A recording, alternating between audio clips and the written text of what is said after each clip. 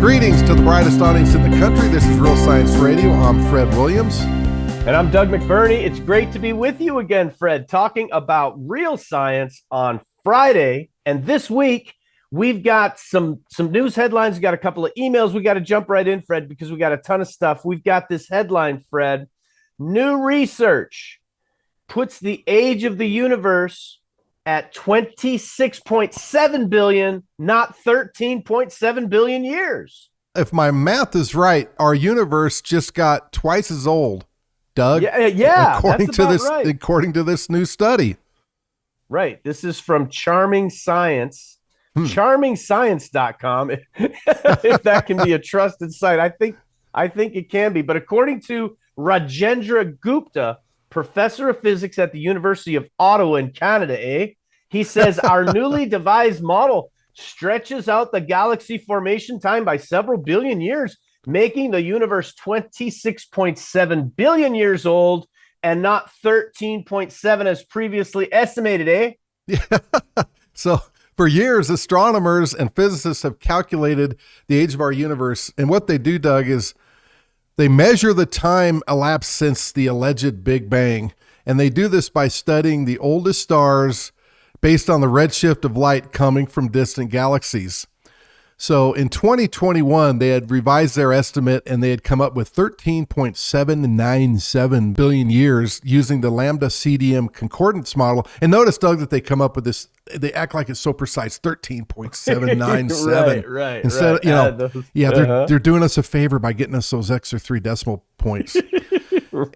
And, the thing is, Doug, how many scientists have been puzzled by this whole thing with the Hubble and now the James Webb Telescope, finding the existence of stars like Methuselah. There's the Methuselah star, and Methuselah is a reference in the Bible to the oldest living dude in the Bible. Right. And so this star appears to be older than the estimated age of the universe. And by the discovery of all these early galaxies in the advanced state of what they say evolution, which was made possible by the recent discoveries of the James Webb Space Telescope. Yes. Now, Fred, did you just use the term evolution? Well, that's what they use. I know, you're quoting them, but I know that I have been corrected, and I remember, if I'm not mistaken, the late, great Bob Enyart was corrected on the air by the universe from nothing guy, who's a theoretical physicist, whose name is escaping me at the moment Lawrence because Krauss. He's not that impressive. Lawrence Krauss. Lawrence Krauss corrected Bob Enyart on the air, telling him, don't use the term evolution. It's a biological term. That's not a cosmological term. So someone needs to get a memo from Lawrence Krauss over to Professor Gupta here and all the other professors who, no matter what they say, Fred, they intuitively know that the theory of biological evolution guided by no one and the theory of old Earth universe from nothing, they're all obviously intertwined and they all know it. Yep. Whether they say it or not. And they all know God exists and they all know the Bible is true, which is why they named the star the Methuselah star. They can't help themselves, Fred. That's right. They can't help themselves. But now back to the article, though. The article says that Fritz Zwicky's tired light theory from way back in 1929 proposes that the redshift of light from distant galaxies is due to the gradual loss of energy by photons over vast cosmic distances. This, along with the expanding universe, reinterprets the redshift now as a hybrid phenomenon rather than purely due to expansion of the universe. Yes. So, Doug, this is kind of where there's another interesting twist here. So in addition to Zwicky's tired light theory, which, has pretty much been discarded by most, this guy, and I don't know, Doug, if I say his name right, but it's Gupta, Gupta. He introduces the idea of evolving coupling constants, and these were hypothesized by Paul Dirac, which is pronounced Dirac, I believe. So coupling constants are fundamental physical constants that govern the interactions between particles. So according to Dirac, these constants might have varied over time. And remember, Doug, we did a show on the variance of constants. By allowing them to evolve, the time frame for the formation of early galaxies observed by the Webb telescope at high redshifts can be extended from a few 100 million years to several billion years. So this tired light is somewhat related, Doug, to the show we did with Barry Setterfield's model on plasma, but it's not tired light. No, it's not tired light. Yep. So obviously the big bangers, their only option is to add more age to the universe because that's going to be their natural rescue device. But the things that Dr. Gupta are talking about here, they're hitting all around the bullseye in regards to plasma cosmology. You don't have to extend the life of the universe. You're just getting close to figuring out the whole virtual particle pairs interfering with the speed of light, essentially making, the speed of light appears to have slowed over the millennia. Anyway, they're all around the bullseye, Fred, but because they're atheists and heathens, they missed the target. Yeah. And so if you go back and listen to our show, rsr.org/plasma, you can find out more about that. Or I hope soon we'll be selling the book through the RSR store, Plasma, Astronomy, and the Bible. That's a great explanation of the whole theory. It's not a difficult read. In fact, Ellen McHenry wrote it, and she's always writes excellent books. It makes it super easy for the layman to understand it. And, you got the 0 point energy. If it was a lot less in the past, then that's why, we can see distant starlight. The universe was stretched. The plasma energy, the 0 point energy increased. And so light, it traveled a little bit slower as it got to Earth, but in the past it was a lot faster. So again, we're only barely touching on that. But so this Gupta guy, he suggests that the traditional interpretation of the cosmological constant, this represents dark energy responsible for the accelerating expansion of the universe. So, you've got this Hubble constant, and they say that's not really a constant either.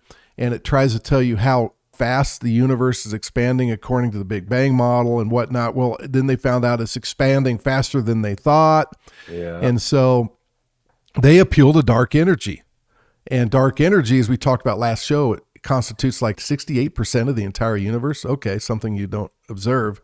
No, okay. But anyways, Doug, I want to point the audience to a really good video done by Sal Cordova. He's a young, bright mind in the creation movement. He was even mentioned at the ICC conference by, I think, Dr. McIntosh. Anyways, we're going to put a link to his video that explains this problem a lot better than we're going to be able to cover in this show. It's only a 4-minute video. We'll provide that to you. There'll be a link both on the video here. We'll provide a link to it, and it'll be on the show summary page. So, that'll explain this whole issue and how papers, when they do these measurements, the measurements of the redshifts and what they're seeing is matching what you'd expect from plasma cosmology. And it's interesting, on CRSNet, Sal had mentioned plasma as the medium, and there are some other creationists that kind of question that. And he kind of changed it to inner space medium, but I have a feeling Sal Cordova may be on board with plasma. But anyways, he might get on board. Yeah. So anyways, Doug. And speaking of plasma, I also want to mention, that reminds me of the First Creationist Hydroplate Conference that's coming up September 21st through the 23rd, 2023. Register, join me and Fred and an A-list of RSR favorites for the first conference on creation and hydroplate theory science. You can attend virtually by registering today at hydroplate.org. So get over there and register at hydroplate.org. And quickly, Fred, we've got an email from a school teacher about the ADHD Drugs and Damnation show that we did. He wrote to us. He's been in the trenches of the public schools for decades. It sounds like you can almost hear it in his voice over the email that he's just been beaten down and beaten down and beaten down by the public school system. And here's what he wrote to us, Fred. He says, I can tell you for sure that most teachers do not, in fact, have minors in psychology. And I think that's a retort to a comment you might have made, Fred, about the school teachers thinking they're psychologists. Maybe they all had a minor in psychology. He says that's not true, but many have bestowed on themselves honorary degrees in doping kids who challenge their lack of classroom management skills. Well stated. And yes. Yep. And he goes on, Fred, he says that people ignore all the classic elements of what used to be a sound upbringing and a healthy life. Quality time and peaceful, stable relationships, quality nutrition on the table, orderliness in the physical environment, and daily routines, bedtimes, getting outside to climb, run, explore, play catch, tightly controlled time on electronics. And this is all beside the sound spiritual foundation of having the mind of Christ and a renewed heart. As a teacher, I see 80% of kids missing these elements of the lives that parents owe them. And then we want to drug them, and it's too late. Yeah. Wow. Yeah. How tragic. Yeah, Doug. So again, I want to thank that teacher for sharing this with us. That was awesome. Doug, I also wanted to share this other email we got from a surgeon, and he writes this, and this was regard to the Hydroplate ticking time bomb. He writes, yes, the problem of the ticking time bomb that's been alleged, Fred, no model, no theory answers all the questions perfectly. They all have their strengths and weaknesses. Yeah. And so this is one of those with the Hydroplate, right? Yeah. And I think we covered this a little bit on the Moon Show Part 3, if people want to go back and listen to that. So this is what this listener wrote in, this surgeon. The hydroplate mechanism for the rupture, enter sin. Man in his selfishness, according to this hypothesis, chose to divert the surface waters for his own benefit and to the detriment of his brothers. Portions of the earth's surface began to dry out. The water table then dropped in portions of the earth with no rain to replenish the surface and thus to elevate the water table. Like pottery cooking in a kiln, the land became brittle over centuries of absolutely no water in sections of the earth. Thus, on the appointed day, the tidal forces finally created the fateful crack. Oh, well, I tell you, Fred, it's interesting because now I've been trying to work my way around this problem. And according to the hydroplate theory, at least as best I understand it, there really can be no direct relationship of water flow from the great deep to the surface. So there can be no direct water flow. But what this listener introduces is the idea that water flow above the surface, along with the temperature beneath, they may have had some impact on how the crust of the earth dissipated heat. And so I find that interesting because of the late, great Bob Enyart's Bible study on the tree of the knowledge of good and evil, and the report from Ezekiel that seems to indicate that tree grew enormously large. And well, I don't want to get all into it right now. We'll get into it probably on a future show. And yeah, it's an interesting. I think we have a link to Bob's teaching on the tree of the knowledge of good and evil that we can put in. But it's all very interesting, and somebody's going to figure this out. Exactly. And we did have another person write in about and suggested that this, don't forget about Bob's take on the tree of knowledge of good and evil. But there's other solid young earth creationists in the hydroplate world that, disagree with that because of the physics and whatnot. But, hey, it would be a cool show to do on that sometime because there's really startling stuff about the tree of the knowledge of good and evil. It gets into some really neat theology, but it does have a scientific connection. So yes. And the idea of a drought before the flood. Absolutely. Yeah, we know really that. Interesting stuff. So anyway, I have sent that listener, Fred. I sent that listener to Ezekiel 31, and I said, read this, study it out. Let's work on this together, and we'll just continue the conversation. It's a lot of fun. Yep. So, Doug, we got to get back to the moon here. So we left off at a point in your paper on why the moon looks like it does. You actually questioned the assertion of Dr. Walt Brown in his hydroplate theory on the supercritical water trapped under pressure between the crust of the earth and the mantle, and how it could maintain a steady state and do no harm indefinitely. And this is getting into the ticking time bomb, and could therefore be called very good on day 6 of creation. Right, Fred. And for those just joining us who may not have listened to our earlier broadcast, or who may not be familiar with the hydroplate theory, Fred, we're getting new viewers now that we're doing the YouTube channel. We've gone with the video. We're always getting new listeners. So we should give a quick primer on the fundamental aspects of hydroplate theory, like a hydroplate theory summary. Yep. That's a good idea, Doug. So the hydroplate theory proposes that the fountains of the great deep of Genesis 7:11 were the result of a catastrophic rupture of the Earth's crust above an interconnected subterranean ocean. So hydroplate theory shows how the escape of these fountains from the deep under the crust set in motion a series of linked physical events which provide scientifically grounded explanations for many of the features of the Earth's surface and of the solar system observed today, including deep sea trenches, the Pacific Ring of Fire, strata, fossils, the Grand Canyon, limestone, Maria, with the man on the moon, which was really the super interesting what you covered in your paper, frozen mammoths, comets, asteroids, and meteoroids. This big crack around the Earth called the mid-oceanic ridge. There's a lot of people don't know there's a big crack that goes around the Earth, like the seam on a baseball. That's right. And the hydroplate model also provides for an explanation of many other features and events in Earth's history, like the Ice Age, as you said, mid-oceanic ridges, continental shelves and slopes, earthquakes, magnetic anomalies in the ocean floor, submarine canyons, coal and oil, methane hydrates in the ocean bottom sediments, major mountain ranges, overthrust, volcanoes and lava, geothermal heat, metamorphic rocks, plateaus, the depth of the Moho, salt domes, the 90 East Ridge, tropical flora and fauna buried in Arctic regions. By the way, the jigsaw fit of all the continents. I mean, it's quite a list, Fred. Yeah, that is. And, the hydroplate theory disputes the bollards fitting of the continents, but the continents really fit well against the mid-oceanic ridges. Hey. And, even more, Doug, the hydroplate theory, it proposes that the creation of the Earth's original crust, which is the firmament in Genesis 1:6, rested on the mantle and atop the waters of the great deep. Now, when you hear the word deep, you think water. Some people in creation land think volcanoes, but we'll skip that for a moment. And then it was by the pillars and foundations of the earth, as described in various passages such as 1 Samuel 2:8, Job 38:4-6, and Psalm 75:3.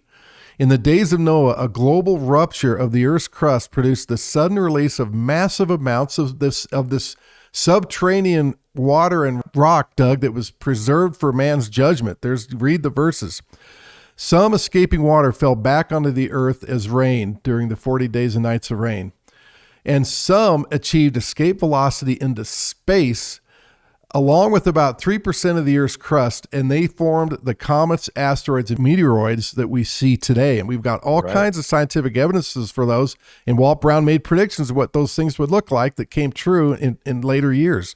And that's all documented in his earlier editions in his book. And so, Doug, the mid-Atlantic ridge welled up through the Atlantic side of the rupture, and the Pacific trenches sank. And there's a physical process associated with that. So the rising caused the continental-sized hydroplates to slide apart rapidly. So imagine at mid-Atlantic ridge, the continents just slid rapidly. They slid rapidly on a lubricating layer of water.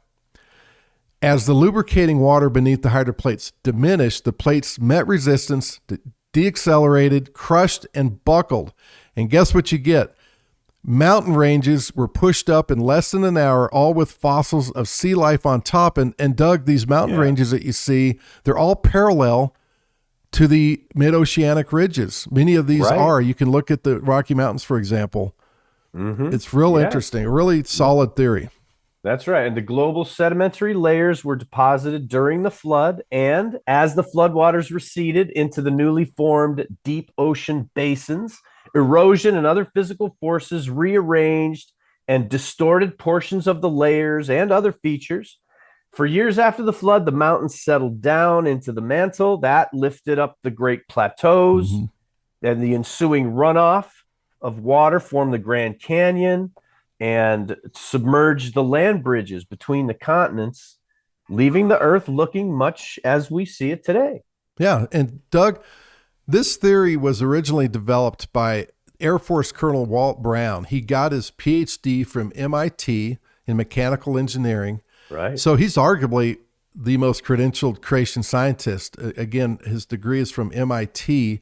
But not only that, why I say, maybe the most credentialed, you also put on top of that, he ran the Army's Benet Labs. I mean, that's a big deal. He had 40 Yeah. advanced degree scientists reporting to him. And I know from my work in the engineering world, you don't become a team lead or a manager like that unless you're highly respected by your peers and highly competent. And, there's always exceptions to the rule, but generally not. And so Walt Brown not only has these great credentials, he's running this impressive lab. And then later on, he gets hired by the Air Force Academy. He's allowed to switch from the Army to the Air Force, and he becomes a professor there in advanced mathematics and physics at the Air Force Academy. So this guy really knows what he's talking about. Bob and I always said that he was like the Isaac Newton of our age. Mm-hmm. And he wrote this book. It's called In the Beginning, Compelling Evidence for Creation and the Flood. He's gone through 8 editions, improving it every time he puts out a new book with new evidence and updates. And we've got a version 9 coming out that we really need to get that out because there's even more interesting stuff in there. Yeah. And you can find these updates on his website at creationscience.com, or you can go to our website, rsr.org/HPT, or even hpt.rsr.org.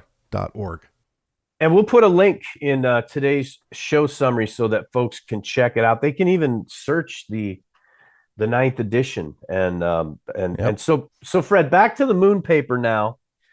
I want to start out by, I just want to say that I barely graduated high school. Okay. And now my daughter, Nicole, she easily graduated high school, but still we're primarily Bible students. We're not degreed scholars. We're not engineers or mathematicians or scientists.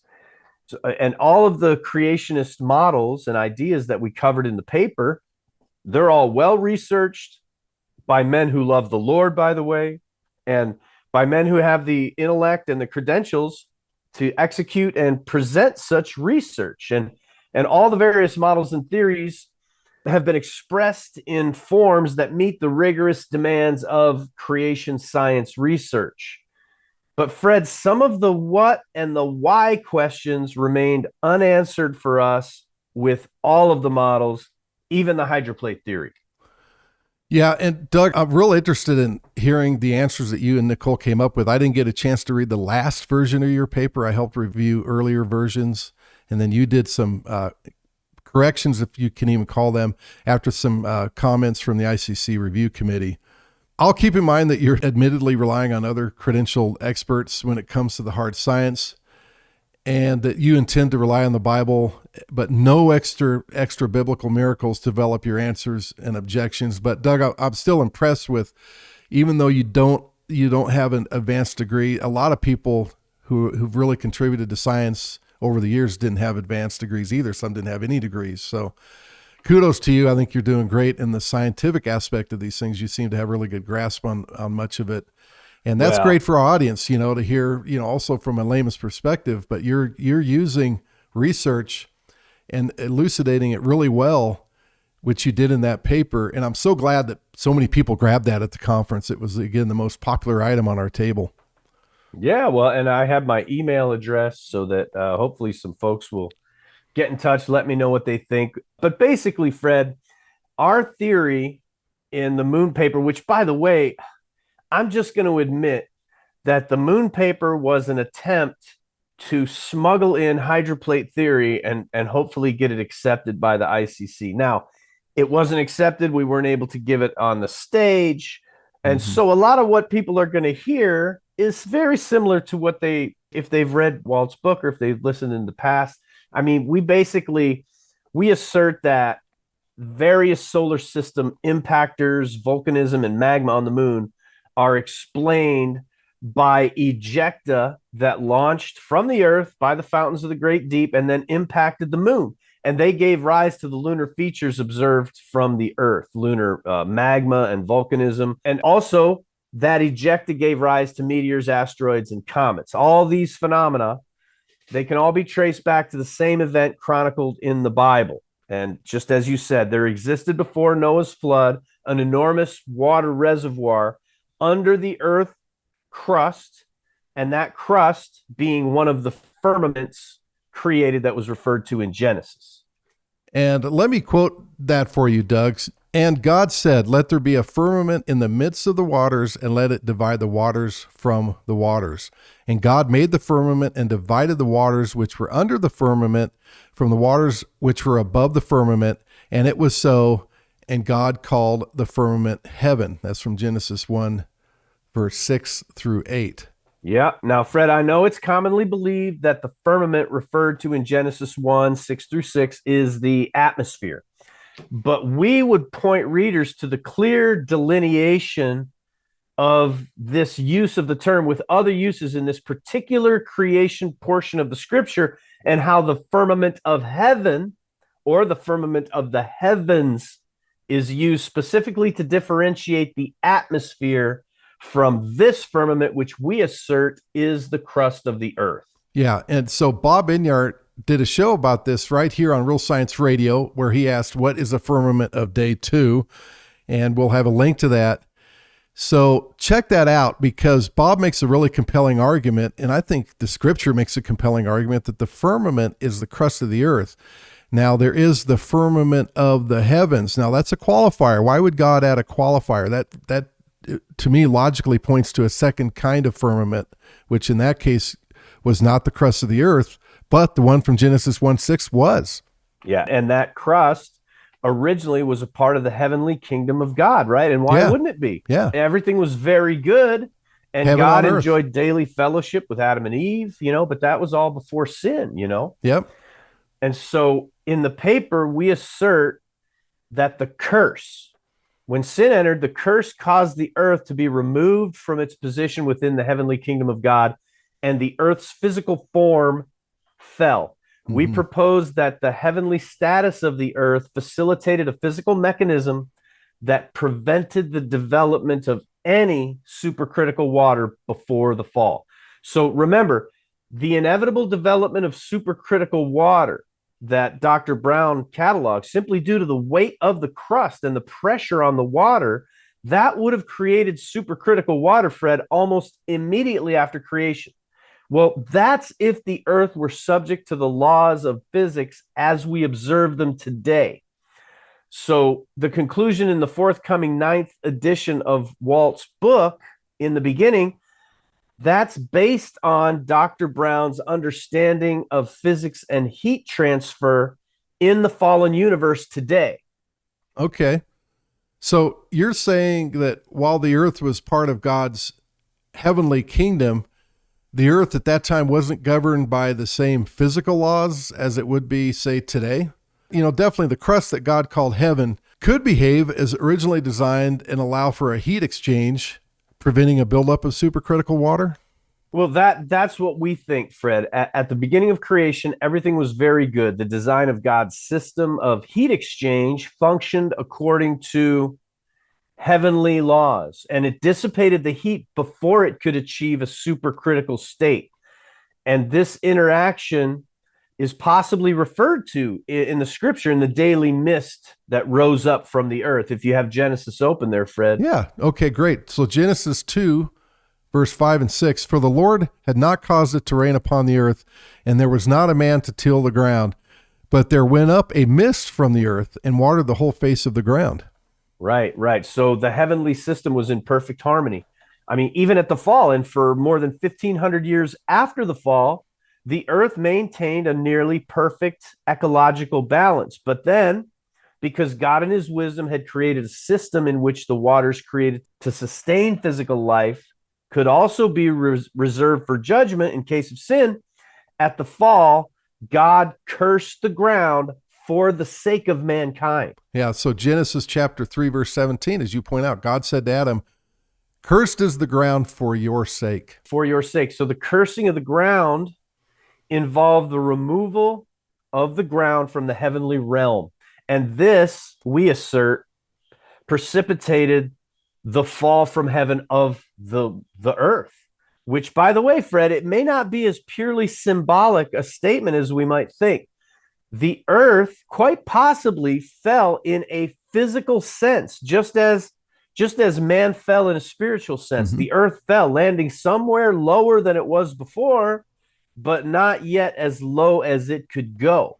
And with the fall, came a decay of that heat exchange mechanism in the crust, which set in motion a series of geological events that, well, I mean, it changed the course of history, and it also changed the face of the earth and even the moon as we view it today. Yeah, and it just reminds me of the verse about how the creation groans and travails to this day. And, also keep in mind that at that time, after the fall, history was progressing rapidly towards the destruction of mankind.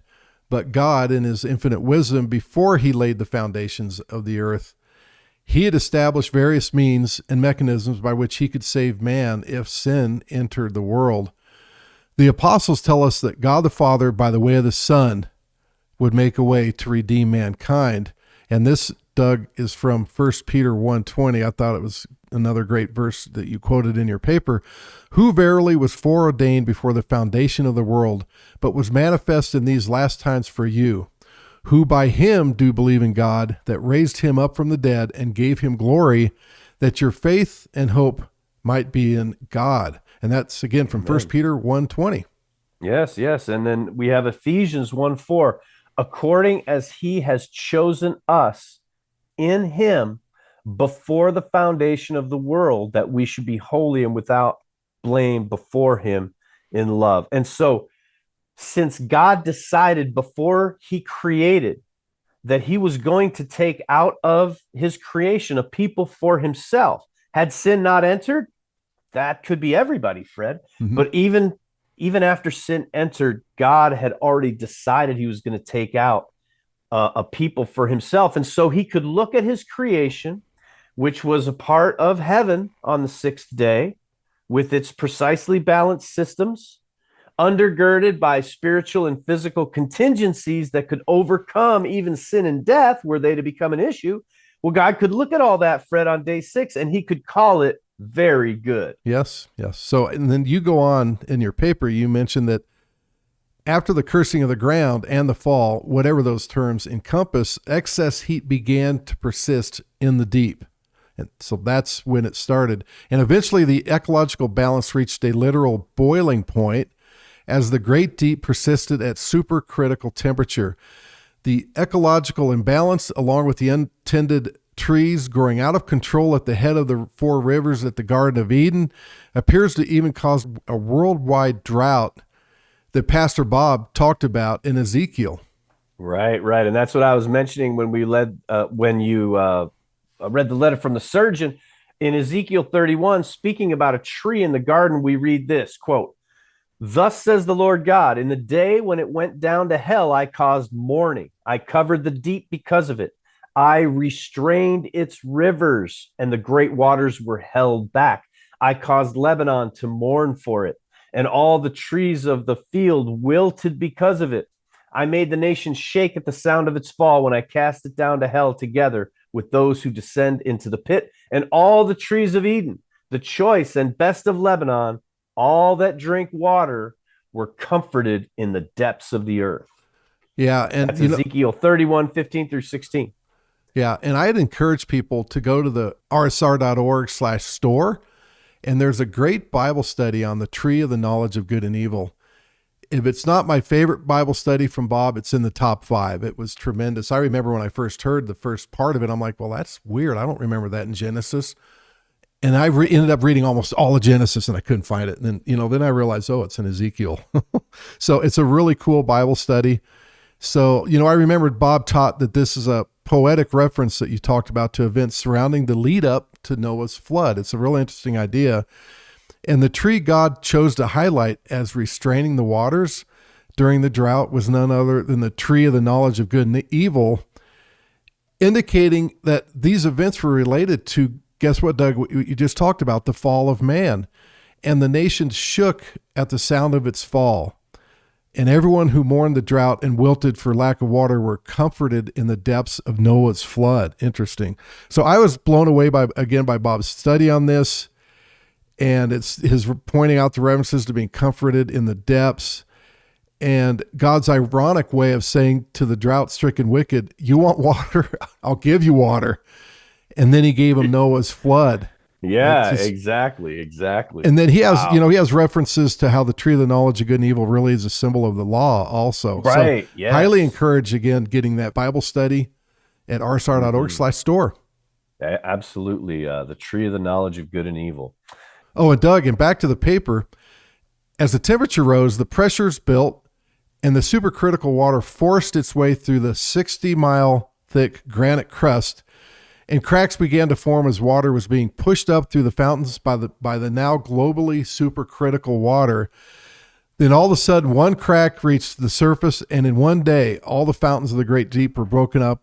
And this is in Genesis, from Genesis chapter 7, verse 11. In the 600th year of Noah's life, in the second month, the 17th day of the month, the same day were all the fountains of the great deep broken up, and the windows of heaven were opened. And, I was asked a question when I presented the hydroplate theory about how fast did that crack go around the earth. And I didn't know the answer at the time, but I checked with some hydroplate experts, and it's believed that it would have been at the speed of sound. Right. And it would have Yeah, been in yeah. one day. That's right. It would have definitely happened in one day. That fissure, that crack would have released forces of water and pressure and heat on an almost incomprehensible scale. The crack would have, according to the laws of the speed of sound in water versus granite, that speed would have propagated in two directions along the path of least resistance around the globe. And it would only stop as, the water pressure decreased or when the crack intersected itself, which it did. And Fred, this pattern can be observed in the failure of a flexible sphere stretched over a fluid. And I'll link to a video that Bob found on YouTube that actually shows this happening in real time with a giant bladder full of water. I'll link to that video and you can see how this happens. And so, Fred, the remnants of this crustal breach that broke open the fountains of the great deep, it still exists as the ridges and the trenches and the Mm-hmm. scars that run around the globe. These features are fairly evident when you view it on Google Earth. You can see where it looks like the Earth could have cracked open. Oh, absolutely. The mid-oceanic ridge, you can't miss it. And so, Doug, it's like, again, a seam of a baseball, this crack around the earth. So then as the floodwaters escaped from the subterranean chambers, pillars were crushed, pillars that are talked about in the Bible, by the way, because they were forced to carry more of the weight of the overlying crust. Also, the nearly 60-mile high walls of the rupture were unstable because rock is not strong enough to support a cliff more than 5 miles high.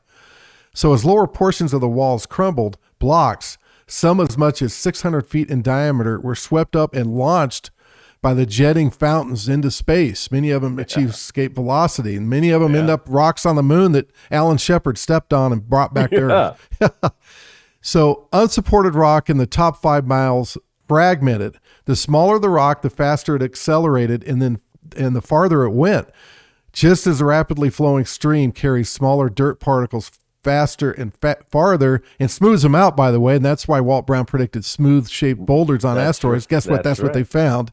Mm-hmm. So the larger rocks and boulders form meteors and asteroids and trans-Neptunian objects. Some of the larger of these and larger groups of these were responsible for creating lunar cratering and Maria, which you document so well in your paper, and I think it was the number one selling point for your paper. Hey, guess how the moon, why it looks like it does? And people are like, give me that paper. Yeah. And finally, smaller particles that did not impact other bodies coalesced to form comets, those dirty snowballs.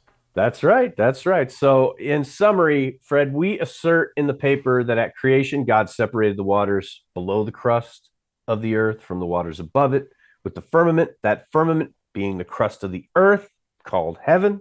The foundations of that crust rested upon the mantle via its pillars. The waters below the crust formed a contiguous chamber interrupted regularly by the pillars in which the water circulated via pressure differentials created by the tidal effect of the moon lifting and lowering the flexible crust, and the heat and pressure that would naturally build in the waters beneath the crust via entropy and the laws of thermodynamics. They were regularly relieved and balanced by a heat exchange feature designed into the ground, as it's called in Genesis, or the crust of the earth. Mm-hmm. After the fall of man, when God cursed the ground in Genesis, which I'll quote, Genesis 3, cursed is the ground for thy sake, in sorrow shalt thou eat of it all the days of thy life. Thorns also and thistles shall it bring forth to thee. Thou shalt eat the herb of the field, in the sweat of thy face shalt thou eat bread till thou return unto the ground. For out of it wast thou taken, for dust thou art, and unto dust shalt thou return. So, Doug, in your paper, you assert that this cursing of the ground altered the structure of the crust so that it no longer facilitated the necessary heat exchange. So this change was so significant this fall that it affected the ground throughout the crust, where you assume the previous heat exchange had likely concluded in a pleasant, life-giving mist. But after the fall, it negatively affected the way plants could grow and yield their produce. And because of the curse, this would be the direct act of God that Walt Brown appealed to as one of the possible triggers for the rupture. Mm-hmm. Right. That it was the curse that caused the presence of supercritical water to build to an inevitable catastrophe. One day, the heat and pressure caused a rupture that raced around the earth, releasing the jet of water along with materials eroded from the pillars and foundations, and a portion of the earth's mass was ejected into space, and a portion of the debris struck the moon, and that's what produced the features observed on the near side. And let's not forget, Doug, the average mile deep sediment around the globe. Walt Brown's theory explains that better than any of these other theories. Yes. And so that's the man in the moon, which was the original title of the paper, until one of our listeners advised me that no, you can't say anything interesting or creative in a technical paper. So don't call it the man in the moon. You have to call it something technical. So I changed the title to something like I can't even remember, but it was very technical. But so that's the man in the moon on the near side. But then the secondary and tertiary impacts produced the cratering on the far side. And so many other observable features on the moon and the earth can be explained by Walt Brown's hydroplate theory. And so that's why I've found it to be the most convincing theory I've heard to date. It answers, Fred, hydroplate theory answers more questions better and has fewer problems than any other flood model I'm aware of. And that reminds me, the first Creationist Hydroplate Conference is coming up September 21 through 23 of this year. Register to join me and Fred and an A-list of Real Science Radio favorites for the first conference on creation and hydroplate theory science. Attend virtually by registering today at hydroplate.org. So, Doug, are you going to present the moon paper at this hydroplate conference? Yes, Fred, it's been accepted. So I will be on the dais to present this paper with any updates that the audience helps me to develop. Well, I want to thank you and Nicole again for a fantastic paper. And we're actually out of time. You can go to rsr.org/moon once this shows up, and you'll have all the shows for the moon. What a great series this was. I really appreciate it, Doug. So for Doug McBurney and Real Science Radio, I'm Fred Williams. May God bless you.